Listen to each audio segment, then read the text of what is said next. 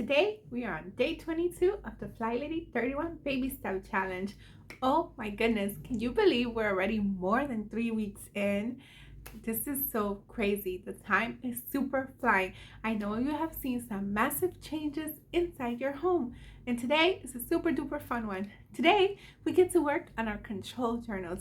You remember how we started a control journal way back when, and we had like one piece of paper in it, and then we added more. Well, today we're going to add even more. Today we're going to set a 15-minute timer and add different sections to your control journal. You can add more decoration elements if you wish as well, but you know how I feel about frugality, so let's try not to go out and spend any money. If you do have page protectors though, you could use them if you want to. If you have a printer, make use of that. Make use of what you already have. But if you don't have it, do not worry. This is a work in progress. We can continue to work on it as much as we want to. Eventually, you will know what works for you and your family.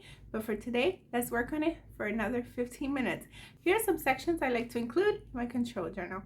Well, as you know, a control journal is basically a home management binder. In mine, I like to include family menus, my family meal plans, and that's super important to us. I include that as well. I also like to include emergency phone numbers in the event that, God forbid, somebody cannot reach my husband and I. There are the emergency numbers right then and there. If you have children, you might want to include their dog. If you have a pet, you might want to include the vet. So if you or your spouse work outside the home, you might want to include work phone numbers as well. Try to provide as much information as possible. As you may or may not know, budgeting is super duper important to me and my family. We live a debt-free lifestyle and follow the Dave Ramsey system, but I have another video on that you're more than welcome to check out. It's super important for us so we can see where we came from and know where we're going. When we're in over $50,000 of debt, it's not the same as we are today, so it is nice to have that to keep track of. If you like to cook or bake and you do follow recipes, it is a good idea to have that there. When it comes to cooking, I pretty much just wing it and try. I try to follow a recipe, but I always add more spices, more this, more that, and by God's grace, it does work. However, for baking, I do find it crucial to stick to the rules.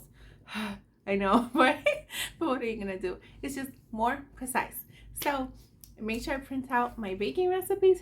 Feel free to print out whatever elements you wish.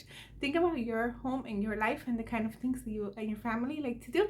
You might want to print out those as well. For example, my children don't go to school just yet because I have 2 boys, 2 and under, so I do not have that information. However, if they were to go to school outside the home, then I would definitely have that information readily available there. I want to have some other hobbies that you like. If you do sewing or anything that you want to put in there, you can put in there.